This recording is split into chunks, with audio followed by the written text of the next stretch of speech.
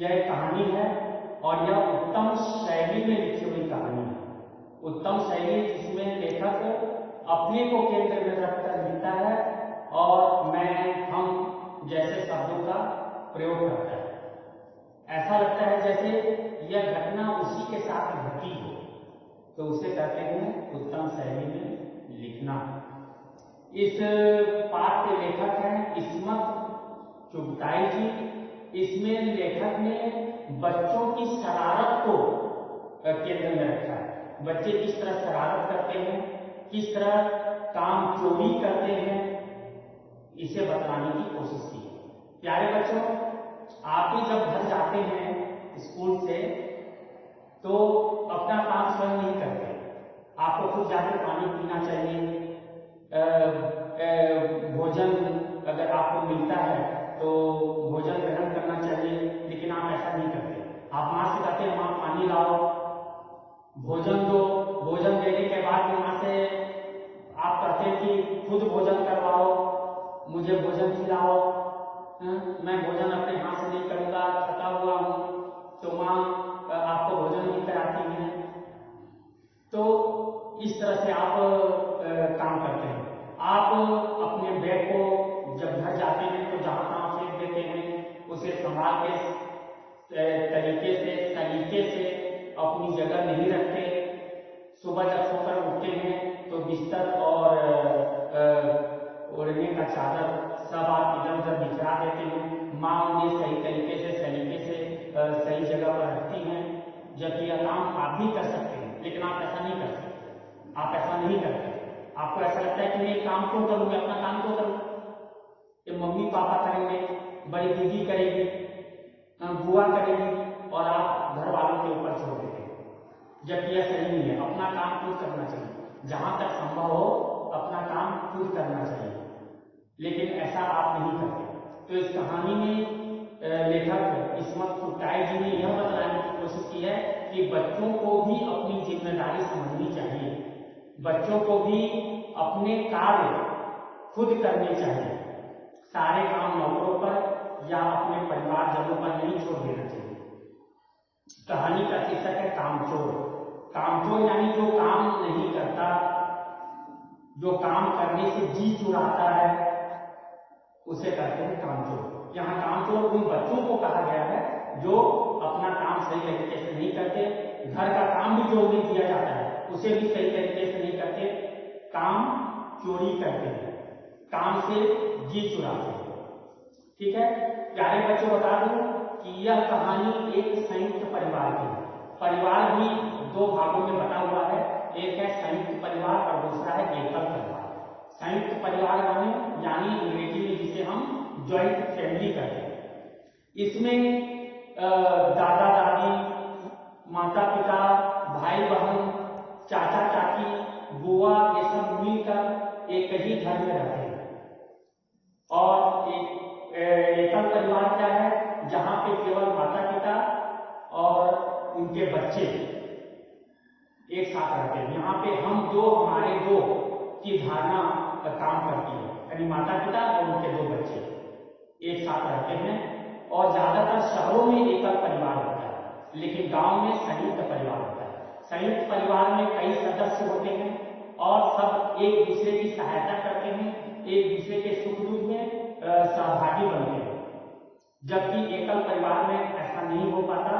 एकल परिवार में कम संख्या होती है सदस्यों की और वे अकेले रहते हैं, और अकेले रहने के कारण कभी किसी प्रकार की कोई परेशानी आ जाए तो उसका डटकर मुकाबला नहीं कर सकते। जबकि संयुक्त परिवार में कोई भी समस्या है तो उसका समाधान सारे सदस्य मिलकर निकाल लेते हैं।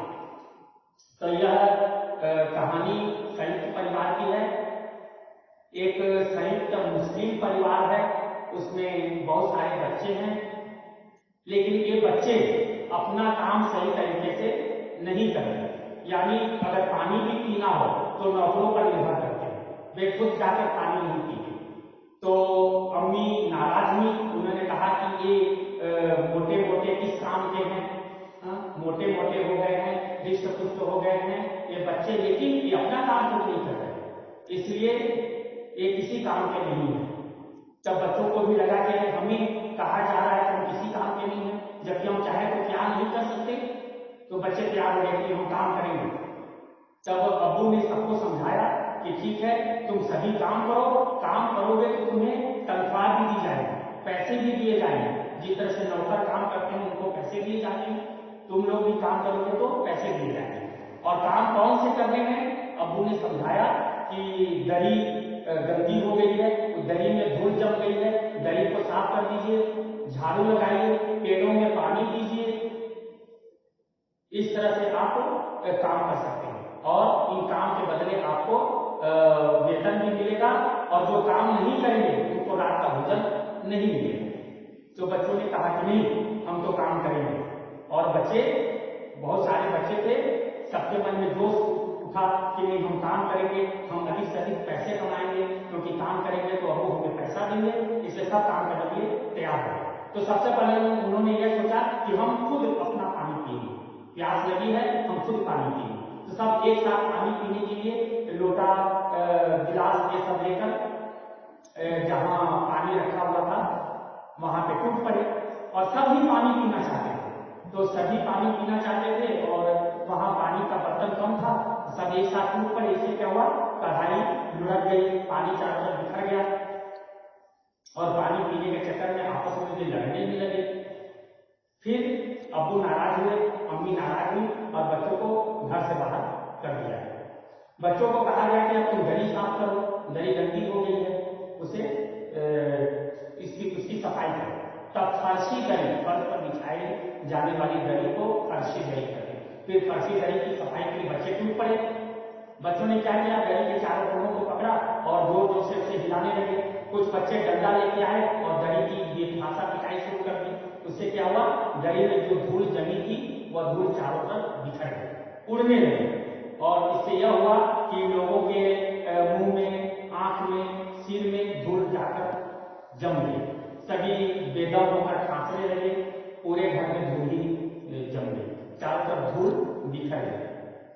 इससे फिर अम्मी नाराज हुई, अब्बू नाराज हुए, और उसके बाद बच्चे बाहर निकल आए। बच्चों ने कहा कि नहीं, सबसे पहले हमें पानी डालना चाहिए, पानी डालने के बाद फिर झाड़ू लगाना चाहिए। तो फिर बच्चे पानी लेकर आए और उन्होंने दरी के ऊपर में पानी डाला। तो दरी के ऊपर पानी डालने से क्या हुआ, चारों तरफ कीचड़ हो गया। इसके बाद बच्चों ने मन में सोचा कि नहीं, हम झाड़ू भी लगाएंगे। पानी डालने से पहले वो झाड़ू लेकर आए। सभी बच्चे चाहते थे कि नहीं, हम अच्छी तरह से काम करेंगे क्योंकि हमें तनख्वाह मिलेगी, हमें पैसे मिलेंगे।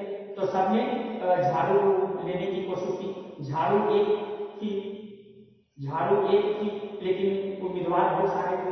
बहुत सारे बच्चे एक ही झाड़ू को लेना चाहते थे, क्योंकि उस झाड़ू से वो सफाई करना चाहते थे, अब्बू और अम्मी के सामने में अपने आप को अच्छा काम करने वाला साबित करना चाहते थे, जिससे कि उन्हें अधिक पैसे मिले। तो इस तरह से झाड़ू के पीछे सभी पड़े और झाड़ू बिखर गए, झाड़ू के टुकड़े हो गए, झाड़ू के वो सीख निकल आए। फिर उस सारे उस सीखों को, जिसके हाथ में जो सीख पड़ी, उस सीख को लोगों ने पकड़ लिया और उसी से झाड़ू लगाने लगे। फिर जब उन्होंने दरी में पानी डाल दिया, कीचड़ हो गया, तो उस कीचड़ में बच्चे जब झाड़ू लगाने लगे तो क्या हुआ, सब लोग कीचड़ में लथपथ हो गए। बच्चों को कीचड़ में लथपथ देखकर अम्मी नाराज हुई और नौकरों को तुरंत बुलाया गया और सारे बच्चों को नहलाया गया।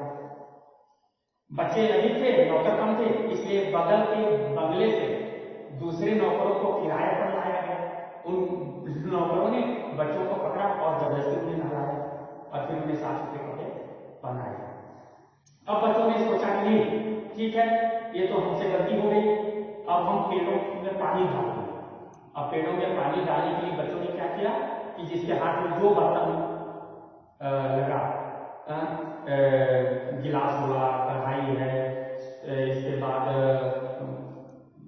डोंगे हैं, जिसके हाथ में जो बर्तन पड़ा उस बर्तन को ले लेके पानी डालने के लिए चल पड़े। पानी डालने के लिए नल के पास आना था, नल से पानी लेना है तब न जाके पानी डालेंगे। अब नल के पास में फिर उनमें बहस हो गई, सभी अधिक से अधिक पानी लेना चाहते थे और इस तरह से उनमें धमाचौकी मची। कि किसी को भी सही तरीके से पानी नहीं मिला, यानी फलस्वरूप किसी को भी पानी नहीं मिला। किसी के बर्तन में थोड़ा सा पानी आया तो किसी के बर्तन में वो भी नहीं आया। तो इस तरह से आपस में जब लड़ाई झगड़े जब शुरू हो गए तो तुरंत बड़े भाइयों को, मामुओं को, बुआओं को, मौसियों को भेजा गया और वे सब आए और उन बच्चों को सबने बाहर कर दिया। अब बच्चे जब बाहर आ गए तो बच्चों ने सोचा कि अरे हम तो पेट में पानी भी नहीं दे डाल पाए, अब चलो ये जो मुर्गियां इधर उधर भाग दौड़ कर रही हैं, उन मुर्गियों को उनके दड़बे में, दड़बा जिसमें मुर्गियों को रखा जाता है, मुर्गियों के रहने के स्थान को दड़बा, तो मुर्गियों को उनके दड़बे में रखा गया। तो सभी मुर्गियों के पीछे पड़ गए। अब मुर्गियां इधर से उधर भागने लगी। मुर्गियों को पकड़ना बच्चों का तो काम था नहीं। अब बच्चे मुर्गियों के पीछे भागे, मुर्गियां भी भागी। कैसे ये हुआ कि जो खीर बनी हुई थी, एक मुर्गी ने खीर को गिरा दी, खीर चारों तरफ बिखर गया। इसके बाद एक मुर्गा दौड़ा और अम्मा के पानदान जिसमें पान बनाने की सामग्री रखी रहती है, पान रखा रहता है, पान का पत्ता रखा रहता है, पान बनाने की सामग्री यानी कट्ठा धोना उसमें रहता है, उसे कहते हैं पानदान। तो एक मुर्गे ने पानदान को गिरा दिया। इसी प्रकार सफेद चादर बिछा हुआ था, तो उसके ऊपर से एक मुर्गा दौड़ा जिससे कि सफेद चादर गंदा हो गया। तो इस तरह से मुर्गियों को भी बच्चे डरने नहीं रह सके। फिर बच्चों ने सोचा कि नहीं, अब भेड़ों को दाना देना चाहिए, भेड़ भूखे हैं, भेड़ों को दाना दीजिए। तो भेड़ों को दाना देने के लिए बच्चे दाने की सूप लेकर आए।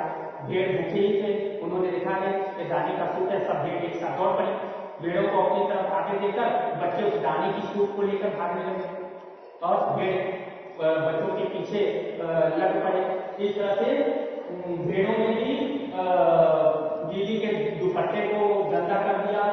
पास में तरकारी वाली थी, तरकारी वाली तो सब्जी वाली जो सब्जी बेच रही थी, सारी भेड़ें सब्जी वाली के पास आ गई। सब्जी वाली ने देखा है भेड़ मेरी ओर आ रही है, तो सब्जी वाली अब खड़ी हो गई और भेड़ों से लड़ने लगी। अब भेड़ों का शरीर क्या होता है, वो रोएदार होता है, जिनसे उन्हीं रोए से भेड़ों के रोए से क्या करते हैं, स्वेटर बनाते हैं। रुई भेड़ जो होते हैं ना, उनका जो शरीर रोएदार होता है, उस रुई से स्वेटर बनाया जाता है। तो अगर किसी भेड़ को अगर आप पीटेंगे तो भेड़ को दर्द नहीं होगा, क्योंकि भेड़ का पूरा शरीर रोएदार है। आपको ऐसा लगे जैसे आप रुई को थपथपा रहे हैं। तो सब्जी वाली भेड़ों को मारने लगी। भेड़ों को इससे क्या दर्द होता है, भेड़ों को ऐसा लगा जैसे कि कोई उन्हें थपथपा रहा हो। भेड़े भी नाराज हो गई, उन्होंने सारी सब्जियों को उधरस कर दिया, यानी सब्जियों को खा। अब भेड़ तरकारी वाली यानी सब्जी वाली रोने लगी, क्योंकि उसकी सब्जी भेड़ खा चुकी थी। अम्मा ने उसे सांत्वना दिया। इस तरह से भेड़ों को भी बच्चे दाना नहीं खिला पाए। अब बच्चों ने कहा कि अब हम भैंस दूहेंगे। अब भैंस को दूहने के लिए सारे बच्चे इकट्ठे हो गए। सभी बच्चों की इच्छा थी कि हम भैंस दूहें। अब भैंस को दूहने के लिए क्या करना पड़ेगा, उसकी अगाड़ी और पिछाड़ी पैरों को बांधना होगा। अगाड़ी मतलब आगे के पैर, पिछाड़ी यानी पीछे के पैर को बांधना होगा। बांधेंगे तब जाके दूध दूह सकते हैं। तो बच्चों ने क्या किया कि जो पिछाड़ी यानी पीछे के जो पैर थे, पास में चाचा जी खटिए पर सो रहे थे। चाचा जी के हाथ से उन्होंने भैंस के पिछले पैर को बांध दिया, पिछले पैर को रस्सी से बांधा और उस रस्सी को चाचा जी के खटिए से बांध दिया, क्योंकि तो चाचा जी सो रहे थे। और अगले दो पैरों को बांधने की जब कोशिश कर रहे थे तो भैंस चौकन्नी हो गई और भैंस को ऐसा लगा कि अभी मेरा दूध दूहेंगे ये बच्चे, और भैंस दौड़ गई। अब चाचा जी सपना देख रहे थे, जैसे भैंस जब दौड़ी तो चाचा जी का खटिया भी दौड़ा। जैसे भी जब खटिया वहां से हिला, अब चाचा जी मतलब को ऐसा लगा जैसे भूचाल आ गया, भूकंप आ गया। चाचा जी सपना देख रहे थे और भैंस के दौड़ने से उनकी खटिया भी मिली। अब चाचा जी को लगा भूकंप हो गया, वो बड़े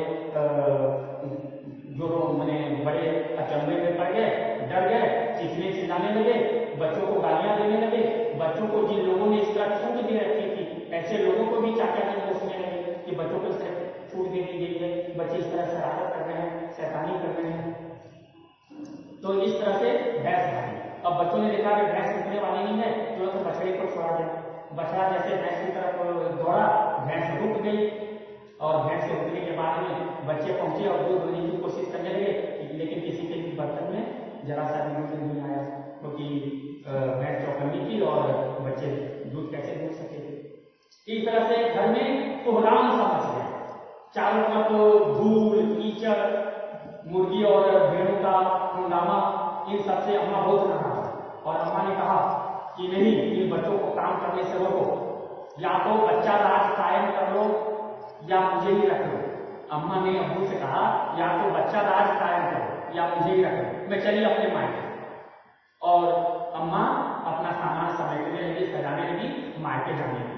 अब अब्बू ने देखा कि अम्मा मायके जा रही है और बच्चा राज के कारण इतना उपद्रव मच गया है, बच्चों ने धमाल चौकी मचाकर पूरे घर वालों को परेशान कर दिया है, तो अब्बा नाराज हुए और अब्बा ने कहा कि कोई भी अब कोई कार्य नहीं करेगा, अगर कोई भी कार्य अगर किसी ने किया तो उसे छोड़ा नहीं जाएगा। अब बच्चे नाराज हुए कि ये बड़े लोग भी कैसे हैं, जब हम काम नहीं करते तो हमें कामचोर कहते हैं, ये कामचोर है, मोटे मोटे बच्चे हैं, कामचोर है, काम नहीं करते, और जब हम काम करते हैं तो हमें कहते हैं कि तुम ठीक से काम नहीं करते, तुम्हें काम करने नहीं दिया जाएगा, काम मत करना, और हमें काम करने से मना करते।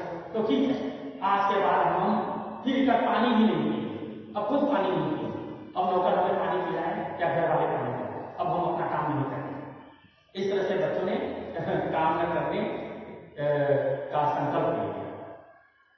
यहां कहानी समाप्त हो। तो यहां पर लेखक यह बताना चाहते हैं कि घर के सदस्यों को मिलजुल कर घर के हित में काम करना चाहिए। बड़े लोगों का यह कर्तव्य है कि छोटे बच्चों को उचित राह दिखाएं, छोटे बच्चों के सामर्थ्य के अनुसार उन्हें काम देने की जिम्मेदारी दें, और बच्चों का भी यह कर्तव्य है कि जो उन्हें जिम्मेदारी दी जा रही है अपने सामर्थ्य के अनुसार उस जिम्मेदारी को निभाएं, क्योंकि घर के सारे सदस्य मिलकर काम करेंगे तब जाके सारे कार्य सही तरीके से और सही समय पर हो सकेंगे। तो घर के बड़े सदस्यों का कर्तव्य है कि छोटे बच्चों को उनकी क्षमता के अनुसार काम सौंपें, काम दें, और छोटे बच्चों का भी यह कर्तव्य है कि वो अपनी सामर्थ्य के अनुसार अपना काम करें।